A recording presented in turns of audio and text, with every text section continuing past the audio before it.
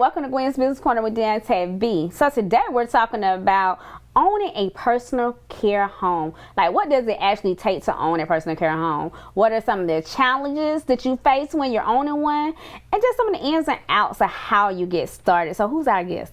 Well, today we have the Monique Gibson-Miller. She is a businesswoman, serial entrepreneur boss with a personal care home, and also she's an author. Okay, I love it. Yes. So Monique, welcome to the corner. Thank you for having me. We love you.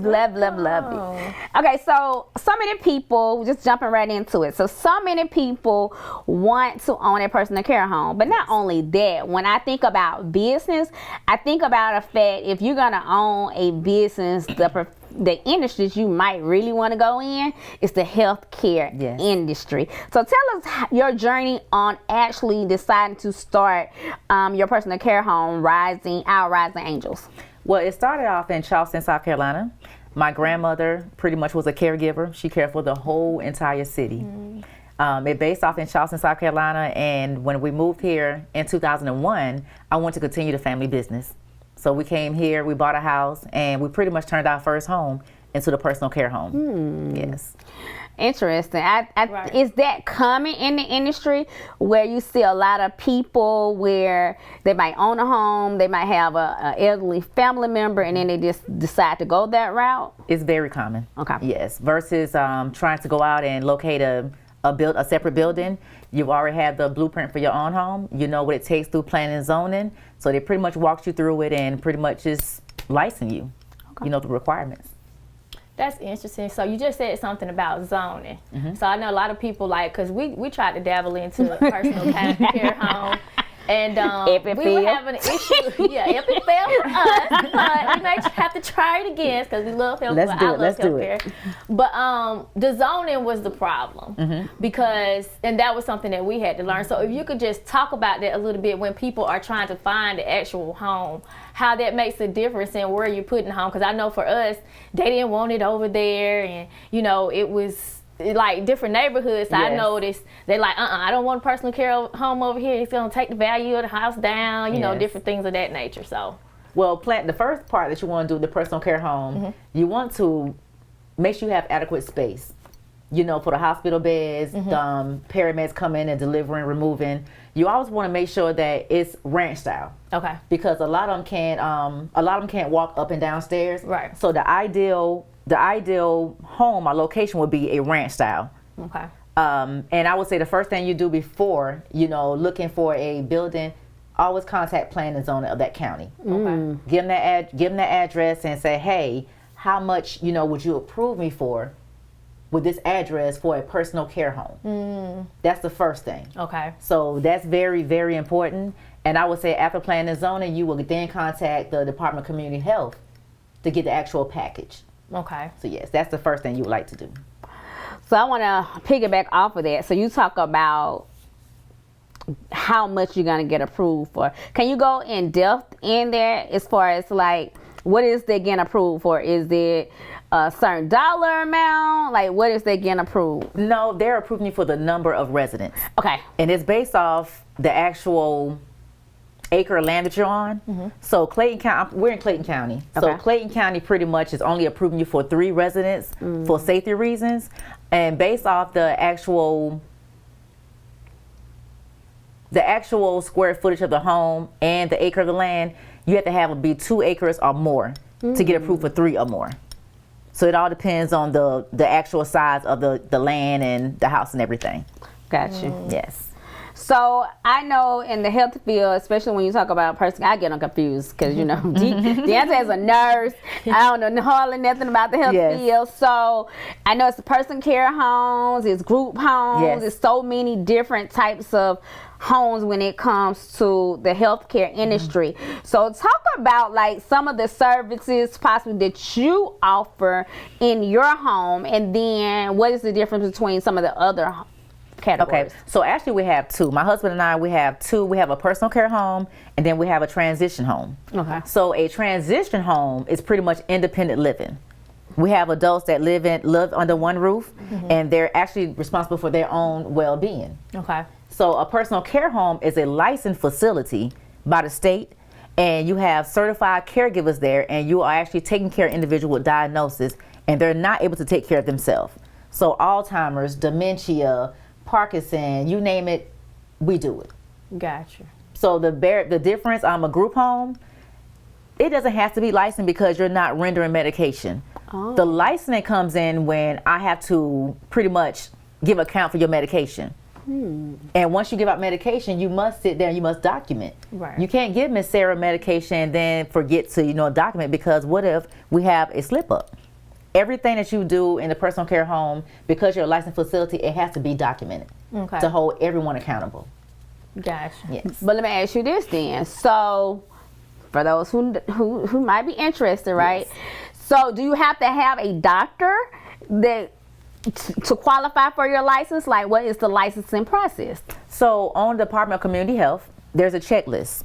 I am a medical assistant, medical assistant, licensed embalmer. So, we do have nurses and doctors in there, but they're through our palliative care and hospice companies. Okay. So, necessarily, you would have to have a doctor on hand to care for our residents. Yes. Gotcha. So, how does it work as far as, like, as far as like somebody having a personal care home, how do they decide how much they're going to allow for each patient or client that you have in the home? That would be one. It's kind of like a two-tier question. And also, like, for somebody like my mother that gets Social Security, like, do they like, how does the Social Security work as far as placing them if they had to go somewhere like that? There's a difference. So some personal care homes, assisted living, they accept CCSP source Medicaid. We at our Rising Angels, we are strictly private pay. Okay. So it's based off your budget. Okay. What it takes to do the operational costs and everything, payroll. So it's really based off of your numbers. And what I did, I pretty much looked around within my facility and looked and see, we have, 2 or 3 assisted livings down the street. So what I did, I kind of did my research and see how much they were charging. Okay. What were they doing, and kind of meet and beat my competitors. So it all depends on your surroundings. Okay, so you actually got with your own family and came up with a budget with them, so you didn't have to go through any like we just said, Medicaid or anything like that. I got you. It's totally different. Yeah. Okay. So let's talk about this. Social media is so big in utilizing and having a business. But some people say they don't have to be on social media. I don't need to use social media in reference to my business to make money. So I'm sure someone who, possibly want to open a personal care home, in your opinion, is social media necessary? Or if it's not, or if it is, how do you get clients, especially if you do private care? Yes, social media is very, very important. We use social media as a source of networking, pretty much awareness of what's going on in the community, but it's very important because it helps you to bring in clients, it helps you to bring in investors, everything. So I'm for social media. I really am, and we get family involved. They sign off a statement saying that, hey, we're allowed to put their loved ones on the social media platform, and we use it just as marketing. So it's very helpful in this field. I like that she talked about the investor part. Right. Because most people wouldn't think about that part. We only look at the client part. Yes. But when we talk about networking, like you just said, networking is extremely important for every aspect of it. So let's talk about investors. Do you think it's necessary for someone to have investors when they're starting a home? Not when you're starting, because you want to know your full potential with someone else pretty much kind of want to invest in. You want to see what you can do your first 2 years by yourself.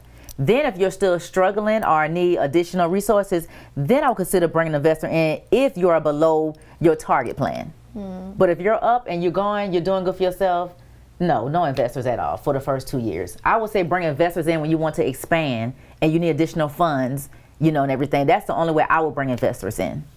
Gotcha. Yes. Gotcha. So now I want to talk about, because I know that you're also a wife. Yes. And then you and your husband together are serial entrepreneurs. Yes. So my question would be, how do you guys balance running the personal care home and also, you know, being serial entrepreneurs, having to do so many things together and have balance and separate, okay, today we're being husband and wife, and today we're being business partners. Right. I would say this, there is no balance. Okay. You pretty much has to involve your family with your business with your family, and besides our clients, they're our family. Everyone that walks through that front door becomes grandma, grandpa, uncle, auntie, just depend on, you know, the individual. But to be honest, there is no balancing. And we pretty much take on, with our caregivers, we're hands-on. Say if someone's not feeling well today and the caregiver's like kind of overwhelmed, we go in, we, you know, hands-on, we're helping. It's nothing that, you know, we're not doing. Changing diapers, washing clothes, dishes, cooking, wherever we need to jump in at, that's what we do. Gotcha. And the kids are also, you know, a lot of our residents don't have family members that come and visit them on a daily basis. Right. It goes a long way when your children can come in and say, hey, Miss Mary, how are you doing? Here's some flowers for you. It's the small things that pretty much pulls them in. So we keep our kids pretty much active in the business as well. I love it. Yes. So sometimes it look like, cause I hear you make some money in the healthcare industry, okay? So everybody might think it's all roses when it comes to having a home.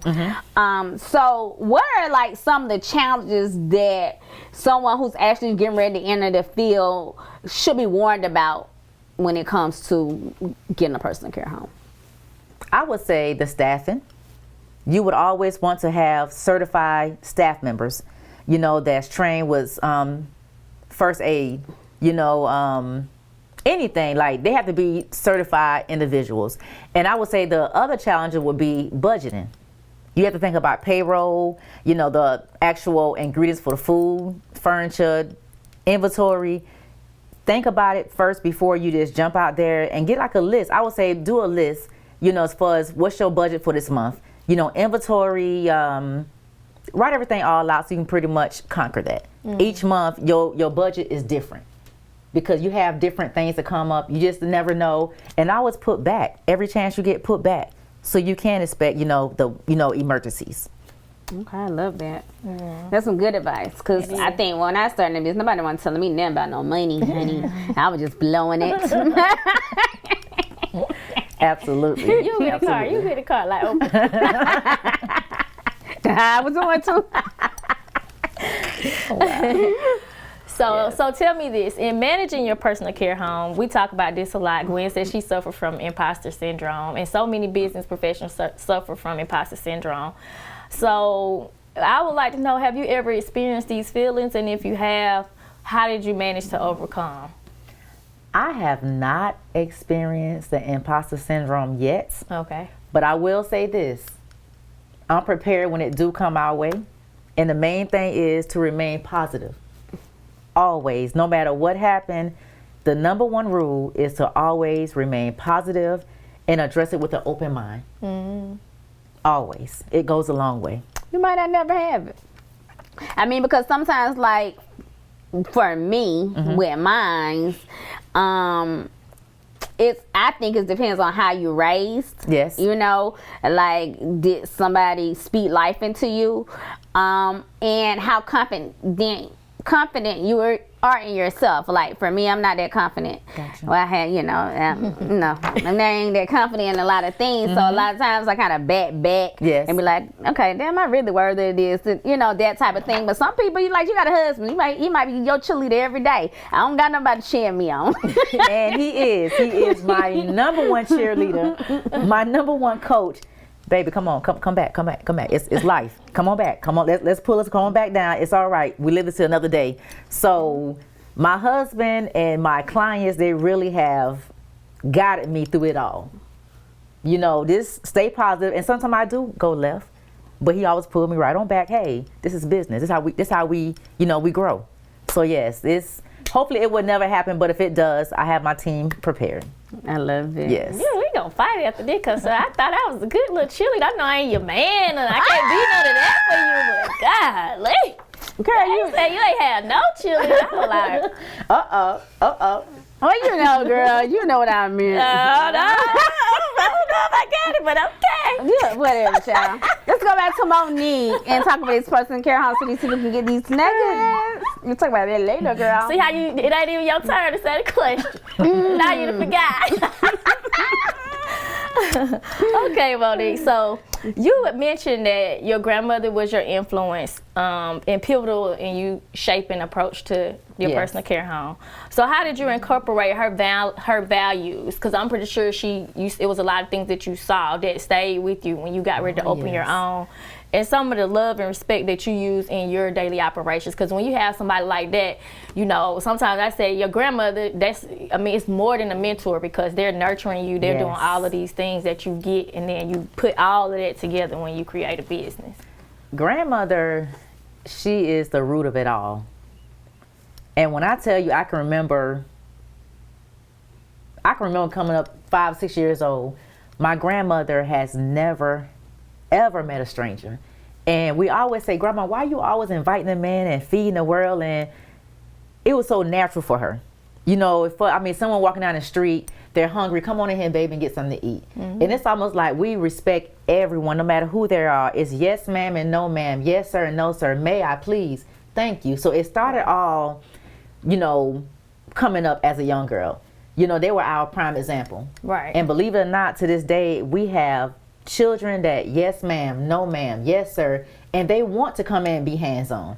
So it starts at home, and my grandmother, I give her all credit for it all. I really do. It's been a blessing. It is. Yeah, my grandma was mean, baby. I don't know. I always say that. That's how you. Carrie, my grandma was so mean, baby. I don't know, like. Oh goodness. My grandma was sweet. She was sweet. Yeah. So you talked about, you know, how your grandma never met a stranger. And so I think service is very important in a business. So what are your thoughts of people incorporating service or putting it at a forefront of their business? Your service sells you. And I would say always go over and beyond with your services, and make sure you're different from your competitors. Make sure that you have the services that can pull your clients in and say, hey, well, this is different. We never ever experienced this kind of service. So it's even getting the families involved on a day-to-day basis, you know, medication management. Make it a fun thing, because a lot of times they don't want to take the medication, but make it a fun thing, you know. But your service, it sells your brand. It really does. It go hand in hand with you. It really does. All right. So tell me this, through your experience in caregiving, what have been some of the most profound lessons that you have learned? Because I know my grandma used to always teach me, once a man, twice a child. And so I never really understood it until I got to be an adult. Yes. And you probably never heard it. Have you ever heard it? Because I'm like, what that mean? So what it means is when you become elderly, you basically turn into a child again, because somebody has to take care of you again. Gotcha. And you can't wipe yourself. You can't do any of the things that, you know. Gotcha. You turn into a child. You was like when you was a baby. And so it took me some time to understand it. So I feel like the elderly are the forgotten ones, because we do turn back. They do turn back into children.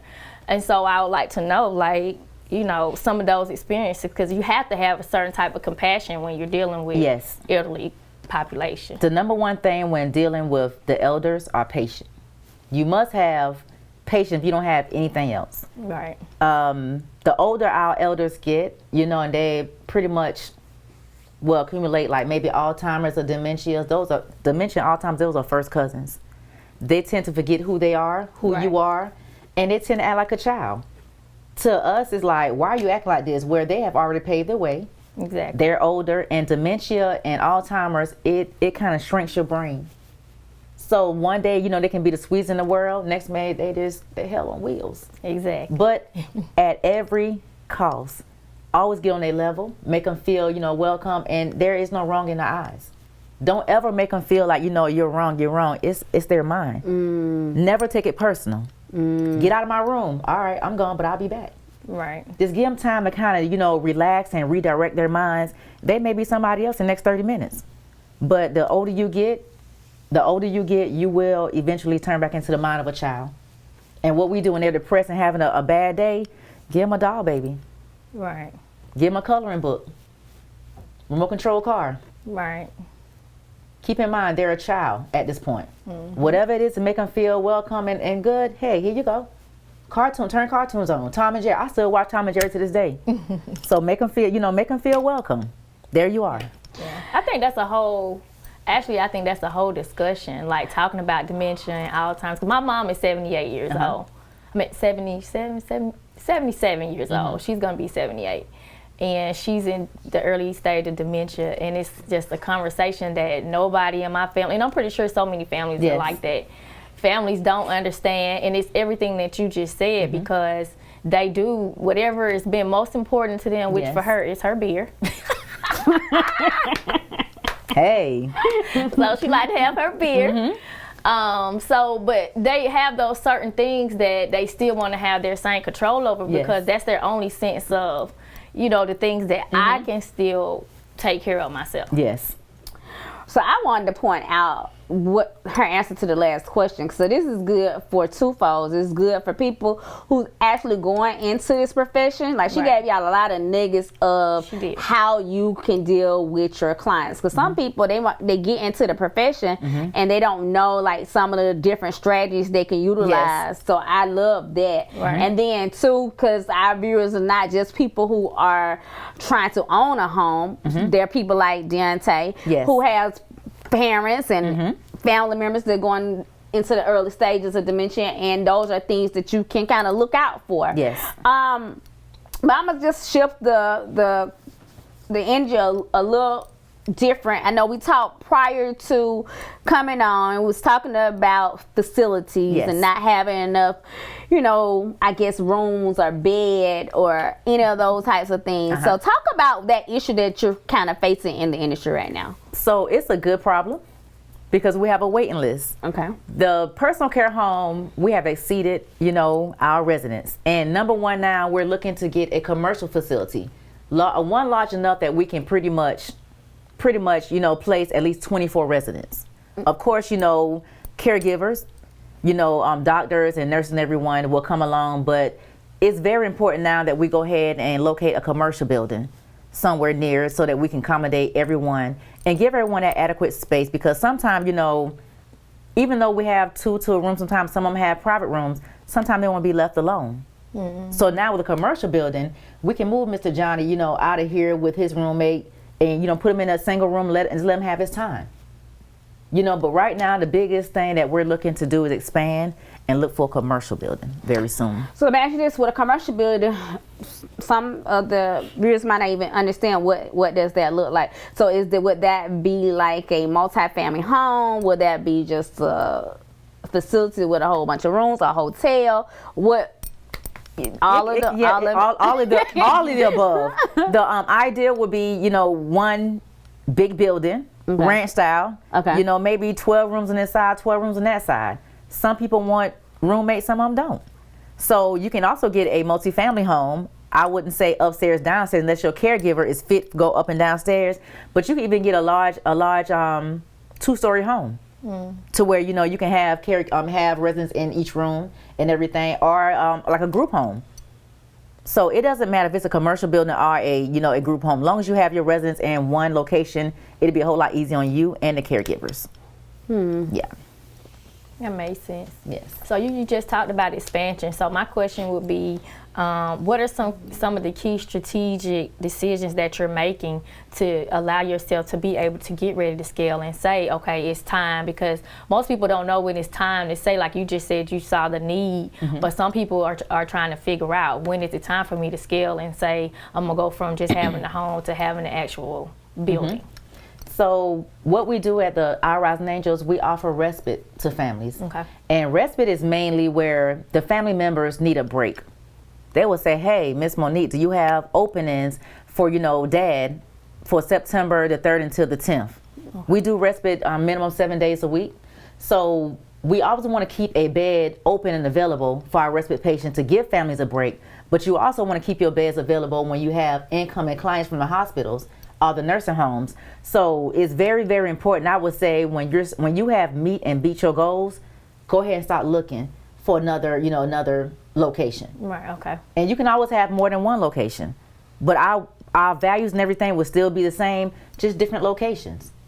And I'm happy to say that we're now where we need to be at. I love it. Yes. So we're about to wrap it up, but before we get ready to leave, this was definitely a good conversation. Yes. We hope that you all learn a lot as far as what the different types of homes are.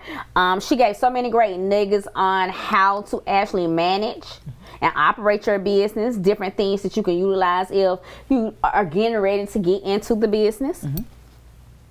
She did. So many takeaways. It was so many takeaways. And especially like how I just said, if you're someone that not only, that's on both ends. Right. Because it's a little different when you take care of patients and then when it has to actually be in your face and be your own family member. Absolutely. So she gave a lot of tools, and I hope you guys saw that. She gave a lot of tools and takeaways when you're dealing with it on both sides, whether you want to be in the profession or whether you got a parent or somebody in your family that you're trying to figure out what do I need to do with this person. Yes. Got you. So before we get out of here, we want you to tell the audience how they can find you. We're on Facebook, and we're on Our Rising Angels. We're on Instagram under Our Rising Angels PCH, and we also have a website, www.ourrisingangelspch.org. All right, love it. Thank you for coming. Thanks for having me. So I'm Dr. Gwinnetta Wright. We didn't introduce ourselves. So I'm Dr. Gwinnetta Wright. I'm Deonta B. And we make up Gwen's Business Corner with Deonta B. We're going to be here each and every week discussing different businesses, different things that can elevate you in your life, whether it's personal, whether it's business, whatever you need to do in order to elevate to that next level. Yes, and we want y'all to know we just want to continue to help you kick the door in and break down barriers and change the narrative of all the things that we say, oh, this is a curse in my family or whatever. We got to do this. Us as our people, we got to go back and we got to build legacy and we got to build businesses, and we're helping you do that right here on Gwen's Business Corner with Deonta B. We'll see you later. Bye.